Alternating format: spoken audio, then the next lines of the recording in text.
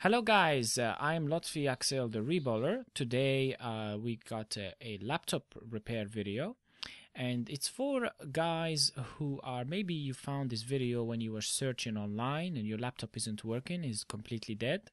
And here's me, if you guys can see, because we'll be doing live commentary. The video isn't live, it's pre-recorded, and I've got my friend with me on the other line, Steve from Cheshire, Steve Computer Fix .co.uk. He's also a computer tech guy. He fixes computers. Hey, Steve.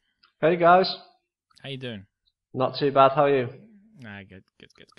And so hopefully you'll be able to see how we get to fix this completely dead Samsung laptop, and we'll give you as much solutions as we can. We'll try and give you a lot of possibilities. We're not going to exactly diagnose your laptop, but at least you can see or you can try these steps. So, Steve, Hey, how you doing?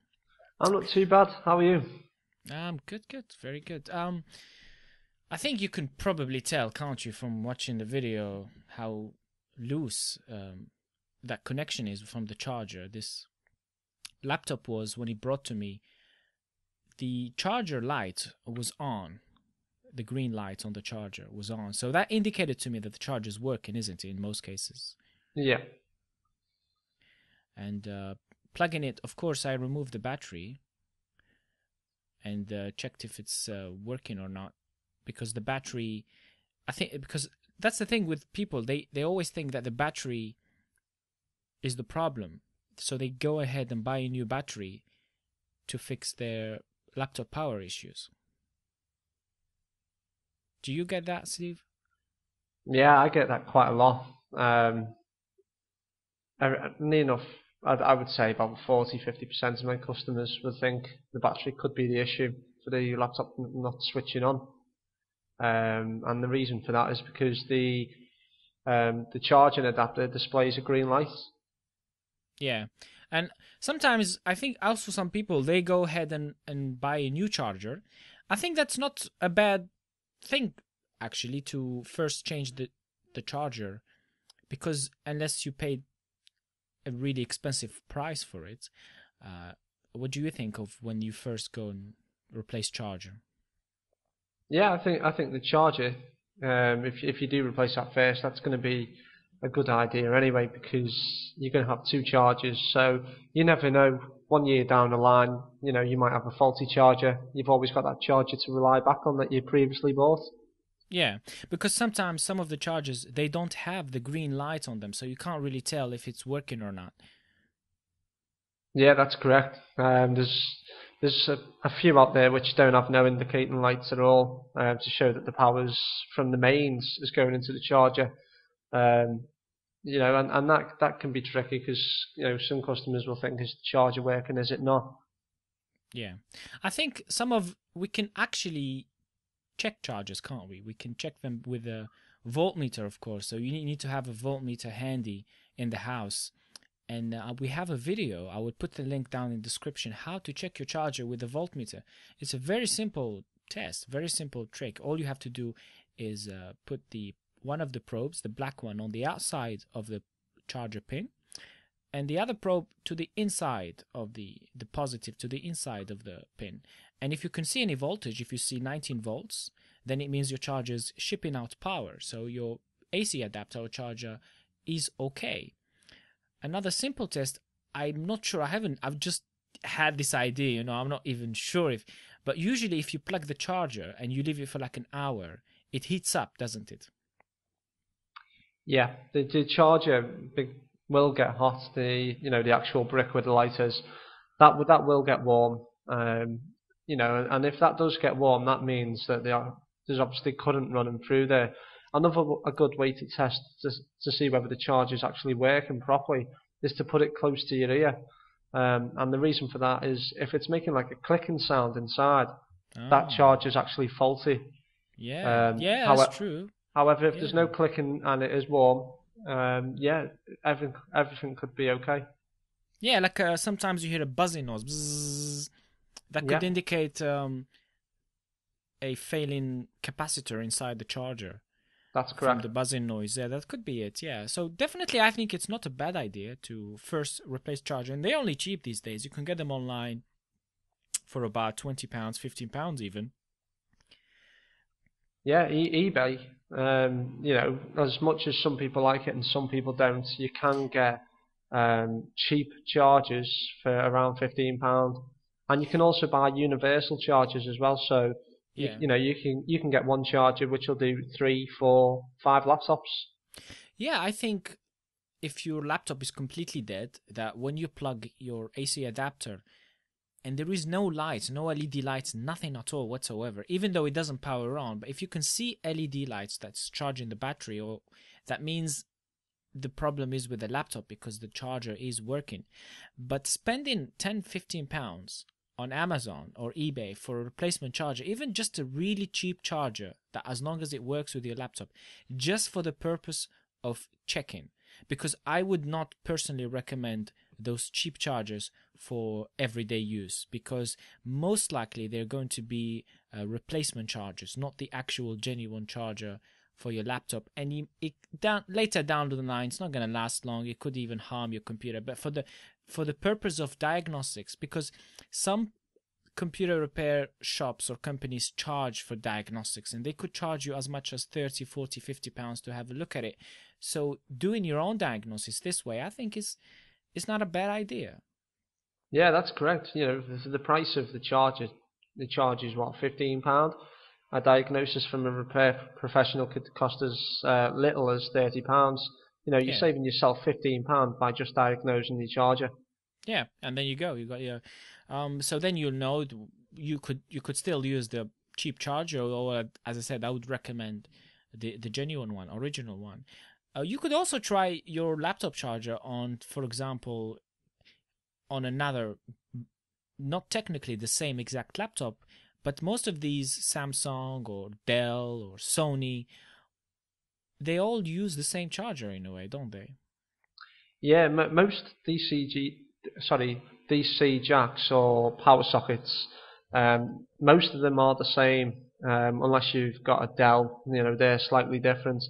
And as long as they both take the same voltage in, which is usually anywhere between 19 and 20 volts, and Yeah. it's the same shape socket, then yeah, there's no harm in trying. Yeah, yeah, it's absolutely not. I mean, in a nutshell, if it fits inside the laptop's DC jack, the power jack, it's gonna work. It's gonna do the same job. The Sony's the last. It's this. They've been using the same charger for every single Sony in the last whatever 5 years at least. I'm still using 5-year-old charger Sony with the this year's model. It's the same diameter, same voltage, same thing. Even as well as Toshiba, they all use the same ones. Acer, you have a difference there because Acer netbooks use a slightly smaller charger than the laptops. Don't use a netbook charger on a laptop though, because it's entirely different power inputs and entirely different. Even if it might fit, it might not, because it's underpowered, isn't it? The netbooks comparing to a whole full laptop. Yeah, the netbooks, they seem to use lower amperage compared to a laptop. So if you've got a netbook, do not try the netbook charger into a laptop. Yeah, yeah. So you see, in this particular laptop, I've actually tested the charger with the voltmeter and it was working fine. And also I've seen the green light on the charger, so that was fine. I've checked the wiring, it wasn't loose, there was nothing broken on the charger on both ends. I haven't done it, but you can sometimes, the fuse can go on the power socket, the mains one, just like your regular kettle fuse, isn't it? You can replace the fuse as well, but it's highly unlikely in situations where your laptop is dead and it's the charger's fault, unless you're using a replacement charger or Chinese charger. That's another issue. So in this occasion I was 100% sure the problem is from the laptop and not from the charger, because I've used my own charger. I know it works fine. So I've had to disassemble the entire laptop to extract the motherboard. And as you see, I took the motherboard out, and then the first thing I would check is the inputs for the motherboard, the power pin or whatever you call it, DC jack, power pin, power socket. It's where the laptop gets the power from. It's the main source. The battery is completely, have you seen, it's completely out of this procedure. It's not even in the shot. I've completely taken it off. And here's a closer look at the DC socket, the DC pin. That's where you plug your charger to. And you can see it's loose, isn't it? It's wobbly, it's loose. It's not supposed to be like that. Yeah, you can see the pins there at the back. You know, they're not secure, and I would suggest that there's obviously a bit of cracked solder there. Yeah. I've at least 3 of the joints, solder joints, have had no solder at all. It's completely cracked and disappeared. Although the inside of the DC socket is fine, the power jack works fine, but the solder crack, and it's actually unusual because I'm starting to see a lot more solder cracks problems with DC jacks than an actual internal problem with the DC jack. Back in the days, at least 4 years ago, is this a power pin problem is very common, isn't it? It's as common as viruses these days, because you gotta, it's I don't know, why do you think it occurs? It's as common as Well, I think it plays a good role in why DC jacks fail, is because there's quite a lot of strain on a DC jack. As soon as you plug your cable in, there's a lot of strain there from the wire. Now, sometimes you can get these cables which are a straight through connection. Some of them are like a right angle. Now, personally, I prefer the right angle connections rather than the straight through. But I think it's got something to do with the solder as well, because recently, in 2007, 2008, the solder was changed, and that was changed from lead solder to lead-free solder. Lead-free, yeah. That's absolutely right. I used to see a lot more broken internally DC sockets where the inside of the DC socket is broken. And lately, I've been seeing a lot more. The DC socket is perfectly fine, but it's the joints that cracked. And as you said, it's the lead-free solder, because laptop manufacturers since 2007, not just laptop, I think it's everything, every single electronics as in the whole world, except maybe China or India, I don't know. The whole world have now since 2008 switched to lead-free solder in order to save the environment. But the problems with lead-free solder is it doesn't have lead in it, and the whole point of lead is strength, right? It's the whole point. It's the most abundant material in the environment. But so they could save the environment, of course. Disposing stuff with lead is far worse than lead-free, and we are seeing that. We used to read about it, that lead-free cracks quicker than lead, that it's weaker than lead. But no, now I see it. We see it with our own eyes. I mean, you have seen in the video. I'll go back to the video. With your own eyes. Right now, Steve, I am at the point where there is the writing that says solder crack. Are you there? I'm on the exact same.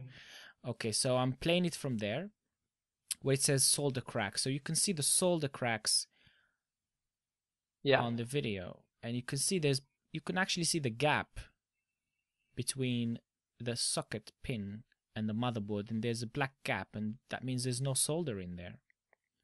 Yeah, those solder joints, they should be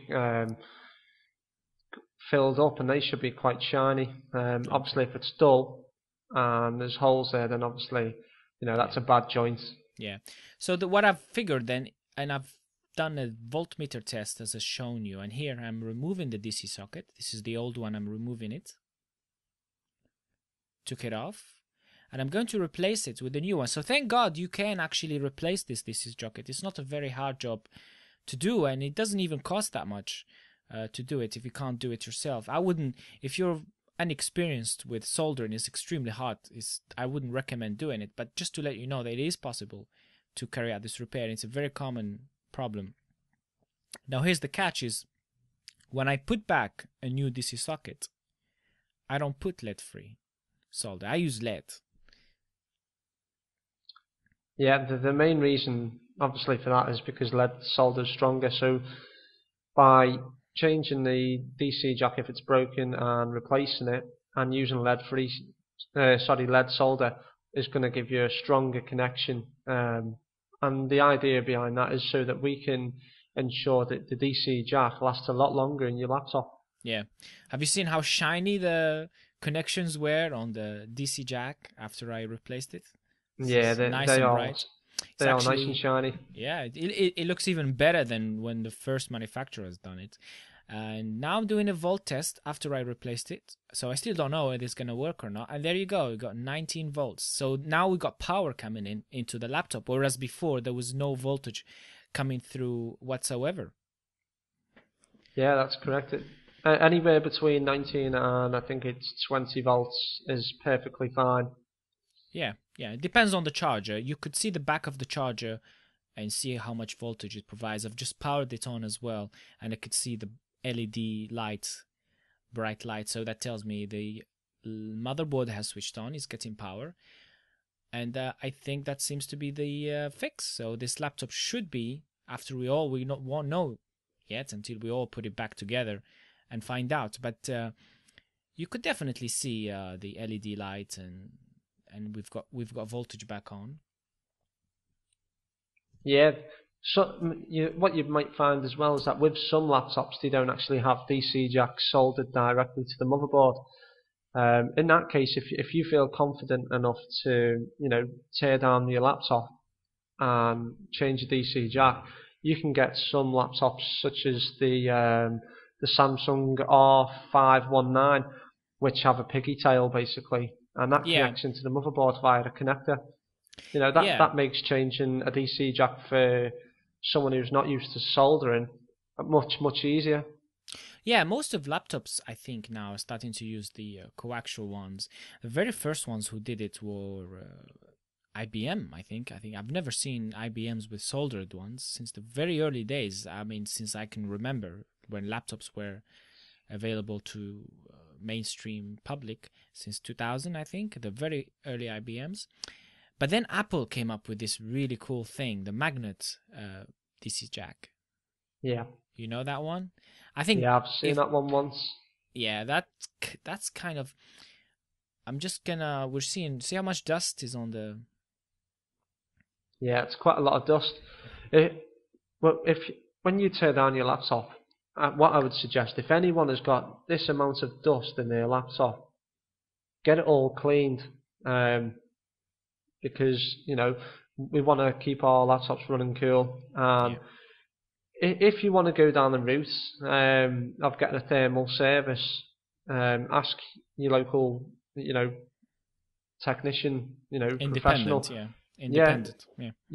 Ask an independent repair professional. They'll be happy to provide a thermal service. Yeah, I'm not sure the big boys, the big stores would be able to do that. I don't even think so that they could carry out power jack replacement. They would.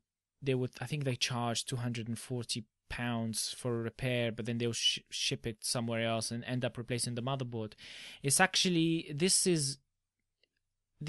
I think this type of repair could only be carried out at an independent store where you actually replace the power point and not replace the entire motherboard, isn't it? Because technically it's the motherboard that's gone bad. Yeah. I've known big box companies like PC World. That they will tend to say, yeah, there's a problem with your motherboard. There's no power, and their technicians are not going to open that up and fix that DC jack that day. What's going to happen is they're going to take that system off you and they're going to ship it out to one of their big warehouses where they're going to actually tear the system down then and just replace the whole motherboard. And there's no need for it because a DC jack can easily be done within the hour. If you feel confident, then you can do it and provide. If you have soldering skills, definitely go for it. It is, as I said, lead-free now, so it's a lot more harder to melt the solder. You will need a very powerful soldering iron because lead-free melts at 220 Celsius, where back in the days lead melts at around 180. I found lead-free to work with is very hard. But if your type is coaxial, then you're gonna have a lot more easier to replace a coaxial. It's literally just disconnect the pin and connect the new one. So this is, I think, 90% of power failures for laptops. When a laptop is dead or no longer charges, that would be our first suspect. First thing we'd look at, the first thing we'd replace, and the first thing we'd change. But are there other repairs or other problems that people suspect is the DC jack, but it's not the DC jack? That's what I'm thinking. Like, some people would think that maybe their battery charges, but it doesn't charge 100%. It charges 99%. Yeah, that could be due to a failing battery. Yeah, but not a DC jack. Yeah, no, it wouldn't be a DC jack. No. Because obviously, all the DC jack is doing, all the power pin is shipping power to the motherboard, and then the motherboard collects that 19 volts and then distributes it to every little component. So it says, okay, wireless, we're going to give you 5 volts. Hard drive, we're going to give you 5 volts. Power button, we're going to give you 3 volts. So the motherboard distributes the power. And he says, battery, oh, how much battery, how much power you need? Okay, we'll give you 7 volts. But all the DC jack is doing is letting the power in. And it's the motherboard's role to distribute the power to every component. So if your particular component isn't working right power-wise, it doesn't mean it's the DC socket. This is when the entire laptop is completely dead. There's no sign of life whatsoever. There's no charging lights. There's no battery charging. The power does not come on. It's absolutely dead. This is where you know you would need a power pin replacement. And what really makes it, if you want to really be sure, it would be when just before your laptop died, it worked okay on the battery, right? It worked absolutely fine on its very last charge. Sometimes you'll find as well, when your DC jack's starting to fail, if you wiggle the connection, the screen will go dim and will go bright and will go dim.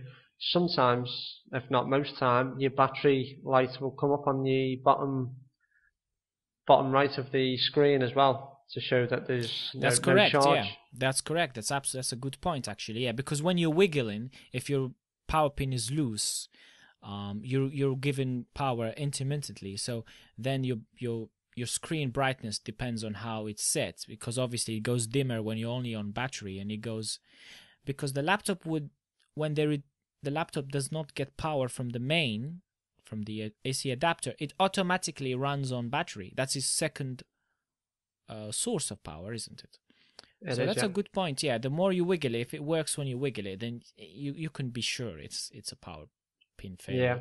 Yeah. And if it's intermittent and you know it is by wiggling the DC jack, then I wouldn't think twice about getting that jack repaired before it just stops completely. Okay. So if people want to, let's say they don't feel confident to do it themselves, they want an independent repair shop or technician to do it for them, how do they go about that? How much should they pay? How will they check? If you know, how would they do about to go? Well, what I do for my DC jack clients is I charge a set price of £55 for the hardware repair, and then that's excluding parts. Now I can get a DC jack for fairly cheap, so in all you probably pay around £60 for the repair. And what I'll do is I'll take the laptop apart and I'll have a look at the DC jack area, and I'll take a photo of the DC jack before I remove it. Now, once that DC jack's been removed, I'll take another photo when I've cleaned it all up nicely, and then I'll solder the new DC jack in, and I'll take another photo. So we've got a stage of photos, a before, a middle, and an after. Yeah. And then what I can do then is I'll run the tests, and then if that jack is then fixed and the system's booting up and it's receiving its 19 to 20 volts, I can put the system back together and inform the client that it's repaired. So you're saying look for technicians who can take the before and after, so you can see for yourself the quality of maybe the repair or the quality of the solder Yeah, job they've done. yeah, And definitely. I would suggest, that's a see if they'll give you the picture. I think, yeah, I would. I think if somebody, I don't do that, but if somebody asked me, could you take pictures of before and after? I think I would be more than happy to even show off. But I don't think it's a problem. Yeah, I'm Um, sure a yeah, technician would I love think to show the skills. of course, I think definitely. So it's a good idea to ask for pictures before and after. Yeah, But don't sound too weird to them when you say, "Oh, can I have a picture before?" Just be nice and ask, "Could I please have a picture before and after?" And just say, "My husband is a little bit, or whatever, my boyfriend, or what." So yeah, I think that's a good ask in a nice way. Price wise, I think you should be looking at somewhere between 60 and 90 pounds, somewhere between. It depends. People live in different areas. Some people live in rich areas, costs are higher. So I would not spend more than 90 pounds for something like that. yeah. Yeah, the cheapest 60, 90. £90 would probably be the highest price I would Highest, possibly go definitely the myself. highest. At the end of the day, for the most skilled, it's a half an hour job. For the really less skilled but still can do it perfect, it's a 2 hour job. I don't think it's going to cost more than 90 pounds. If someone is asking for more than 90 pounds, look somewhere else. There's plenty more people doing it. Yeah, definitely shop around. There's no harm in asking for someone for a price on a jack, Yeah, and then asking another person for a price, and just compare and yeah, ask for pictures, ask for the faulty item back. I don't have a problem myself yeah, in yeah, repairing the DC jack and then giving them the old jack back because I know that they're going to be happy with the laptop, and all yeah. they're going to do is show the partner the problem. They're Of going to course. show them that old jack and say, look, that's where it was broken, and then they'll sling it in the bin then. Yeah, because what you're gonna be a little bit worried about is people not replacing the jack, just being lazy and just resoldering the jack itself, and you really want a brand new jack in there if it's Oh gonna yeah. be taken apart. You also wanna, what else? I Do don't you know remember what the I've other seen worrying before, bits. Lottie? What? I've seen I've had the laptop given to myself where it's had the middle pin on the DC jack broken, and what the guys have done is they've actually just bridged solder at the back to make a connection Oh no, at no. the jack rather than replacing it. Oh no, that's lazy. That's being lazy. Because if you've gone as far as, oh, it's like you've reached. We have a saying. It's It's like you've reached the water, but you didn't drink. You're so thirsty, you reached the water and you didn't drink. yeah. So you've gone as far as It, taking the whole laptop apart, and you're right there. At the end, you do this lazy job. That's unprofessional. I would. it reminds me of the Olympics. You're running for the end, and just as you get to the end, you stop and you You walk stuff. through Yeah, it. and these things, they not the DC jacks. The part itself is not expensive. I mean, it's really it's somewhere between £5 and £10 at most for all laptops. Macs can be quite expensive because Macs, as I was just going to say, use a completely different mechanism. Macs are magnetic, as you know, and that's a really good thing. They are magnetic because that the role is to completely eliminate the physical aspect of it, the causes of these problems. But they are slightly more expensive. I've seen Mac charges range anywhere between £15 and £30 still, Yeah. But we're talking about regular laptop. We're talking about your Samsung. We're talking about laptops that most people buy, the most. Can't talk about every single person individual, but more people tend to own Samsungs and Toshibas and Acers and Lenovo's and Sony's and Yeah, and unless you're a hardcore Apple fan, you're yeah, gonna have a yeah. standard DC jack. Plus, you've done the diagnosis for the whoever you bring in your laptop for. You're specifically asking for a repair. You're not giving it to them for a diagnostics. You've already done the diagnostics yourself. Thanks to our video here, we've showed you how to do the diagnostics yourself. If you've just joined, you can go back to the beginning of the video where we'll tell you how you can diagnose it yourself. Right now, I'm just about to test the laptop, see the final laptop. Is it going to be alive again? Plug in the charger Oh yes, it is. and pray, and there we go. Oh yeah. So it's alive again. Still no battery. As you can see, the battery is on the side. I have not plugged the battery, and I'm doing my just regular bump tests. Just bump it, and what would the normal user do basically? And just wiggle it around and shake it. And this is my stress test, so I'll make sure that it's tight and nice and tight in there. Yeah, once I've done my jacks, I usually wiggle the connector as well, just Yeah. to make sure that's firmly set and then, just nicely soldered and it's got a good connection. Yeah. It must not shut down while it's running on AC only and not on the battery. It must not shut down when you wiggle it. The light is, so it should always stay on. I'm just plugging the battery back on to check if it charges the battery. And also remember, this is the other thing. I think some people would ask, my battery doesn't last long. Should I replace the battery charger? In that case, I would probably change the battery. But like we said earlier, there's no problem in, replacing the charger. Okay, say it's a 2-year-old laptop or 3-year-old laptop. Okay. And the battery lasts, when it's fully charged, it lasts about 15 minutes. Is that a DC socket problem? Is that a charger problem? Or is that something else? That could well be a battery problem. Yeah. And what I would do is I would do what you did earlier. I'd get the test probes from a multimeter or a voltmeter and just test the connection. Make sure you got the correct voltage coming out. If you've got the correct voltage and the system fires up and you're wiggling the jack and there's not a problem there, then yeah, I would suspect that it could be a battery issue. Yeah.